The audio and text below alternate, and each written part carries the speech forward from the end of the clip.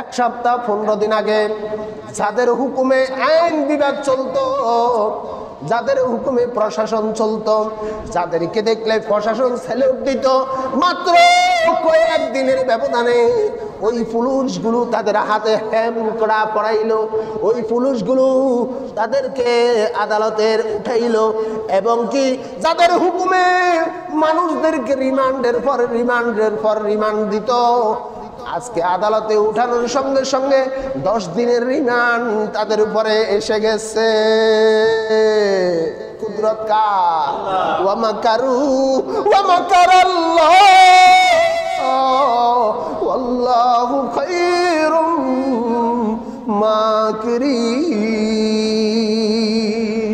মনে করিও না আজকে তোমার ক্ষমতা আছে, পাওয়ার আছে, এই তো তোমার শেষ না রে বাজি।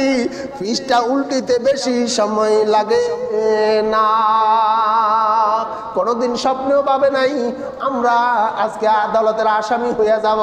দেখেন, এরকম রাজনীতিকে আমি থুতু মারি, এরকম রাজনীতিকে আমি ঘৃণা করি।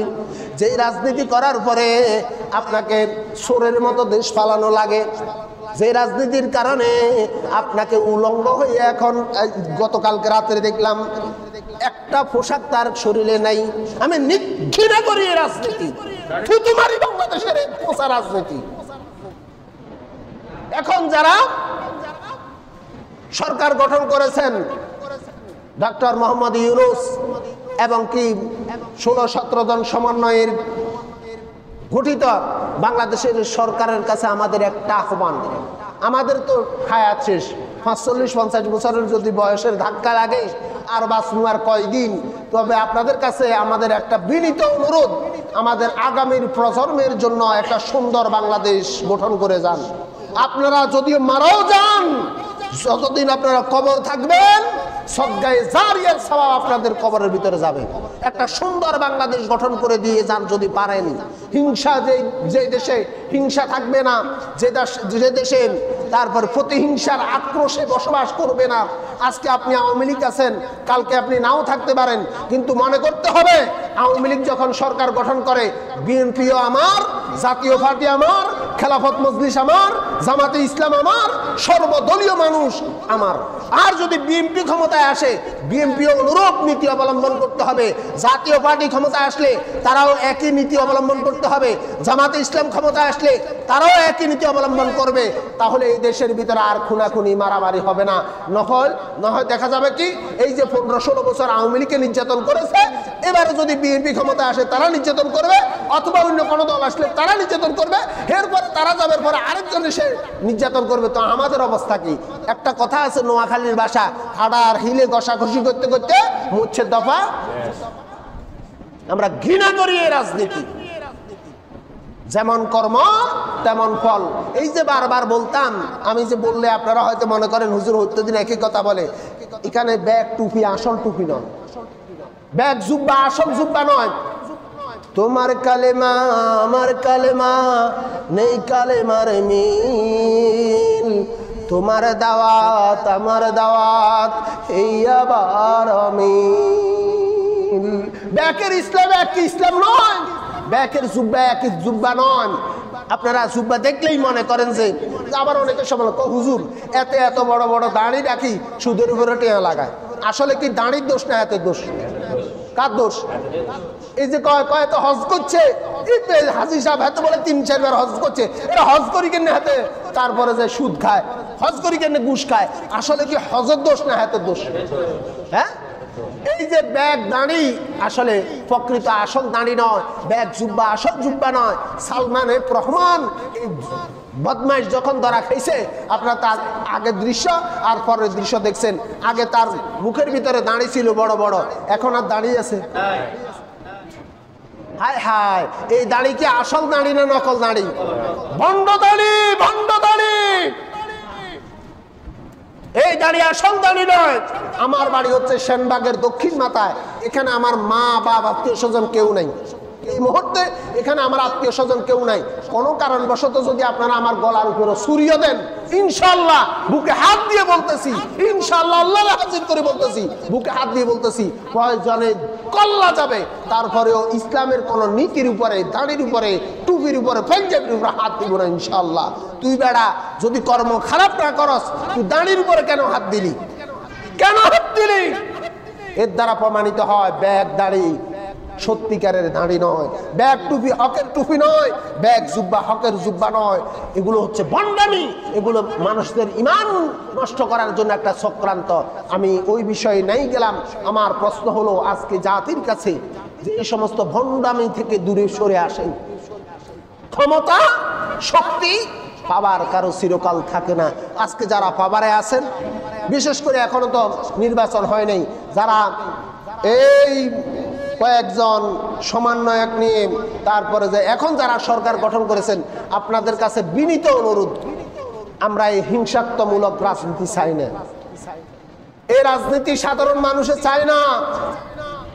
আওয়ামী লীগ ক্ষমতা আসলে কয় বাংলাদেশের 16 কোটি মানুষ আমাদের লগে, বিএনপি ক্ষমতা আসলে কয় বাংলাদেশের 16 কোটি মানুষ আমাদের লগে, জাতীয় পার্টি কয় 16 কোটি মানুষ হাতাগর লগে, জামাতে ইসলামে কয় 32 কোটি যা আছে বেগুন আঙ্গর লগে।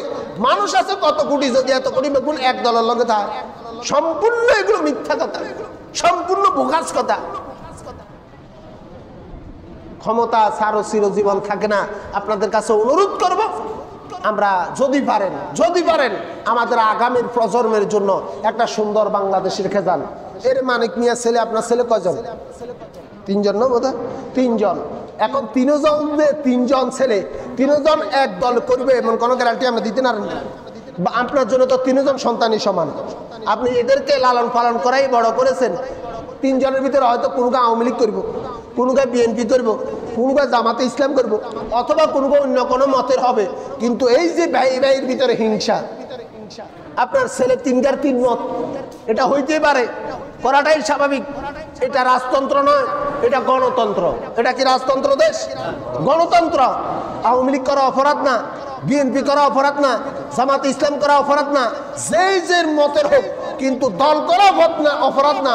দলের নাম দিয়ে খারাপি করা অপরাধ, খারাপি কোনো কর্ম করা যাবে না।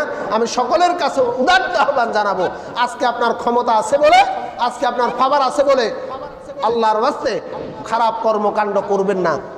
একটু তাকাই দেখেন, খারাপ যারা করেছে তাদের পরিণতি কি হয়েছে। বাংলাদেশের কয়েকজন শিল্পপতির ভিতরে 1 নাম্বার বা 2 নম্বরে আছে সালমান এফ রহমান। রাত্রের আধারে এখন চোরের মতো পালাই যাওয়া লাগতেছে। আপনি আমি কি কিছুই না সেই তুলনা। গতকালকে আমি দেখলাম ফেসবুকে একটা লোক রিক্সার উপরে একদম উলঙ্গ। আমি তো এগুলো কামনা করি না। এটা কেমন ভদ্রতা? এইসব দৃশ্যের প্রতি খেয়াল রাখেন। বিশেষ করে এখন লাইনে সেনাবাহিনী আছে দেশে, সেনাবাহিনীর প্রতি আমার উদাত্ত আহ্বান। আমার এই কথাগুলো আমি ফেসবুক ইউটিউবে ছেড়ে দেবো ইনশাল্লাহ। সেনাবাহিনীর প্রতি আমার আহ্বান, রাষ্ট্রপ্রধানে যারা আছেন ডক্টর মোহাম্মদ ইউনূস, আপনার প্রতি আহ্বান, যারা এই সরলতার সুযোগ নিয়ে দেশের মানুষের প্রতি নির্যাতন নিপীড়ন করছে, মানুষদেরকে উলঙ্গ করছে, মানুষদেরকে অসম্মান করছে। বৃদ্ধ একটা লোককে দেখলাম কানে ধরে উঠাইতেছে আর বসাইতেছে। এইসব কর্মকাণ্ড যারা করছে, যাদের আইডি থেকে এগুলো আসতেছে, ওইসব আইডিগুলো, ওইসব লোকগুলোকে চিহ্নিত করে এদেরকে শাস্তির আওতায় নেন। মানুষ, হ্যাঁ, যদি আপনি খারাপ কর্ম করেন, অপরাধ করেন, আপনার জন্য আইন আছে কি নেই? আপনি আইন কেন হাতে তুলে নিচ্ছেন? মানুষদেরকে এভাবে করে বিবস্ত্র কেন করছেন? এই যে আপনি ল্যাংটা করে, উলঙ্গ করে এই লোকটাকে ফেসবুক ইউটিউবে ছেড়ে দিয়েছেন। আমার ছোট বাচ্চাও তো অনেক সময় মোবাইল হাতে নেয় কি নেয় না। এখন এই ছেলেটা যদি তার আব্বারে কয়, আব্বু সাইজানের বেড়াইকে উড়ে ল্যাংডা, এখন মানিক ভাই তার ছেলের কি উত্তরটা দেন? কি উত্তরটা দেন বলেন? ছোট্ট একটা বাচ্চা যদি তার বাপরে বাবা বাবা সান এই যে বেড়াই গেল হুড়ায়, মেয়েটা হুড়ায়, এখন উনার অভিভাবক এই বাচ্চাটার কি বুঝটা দেন?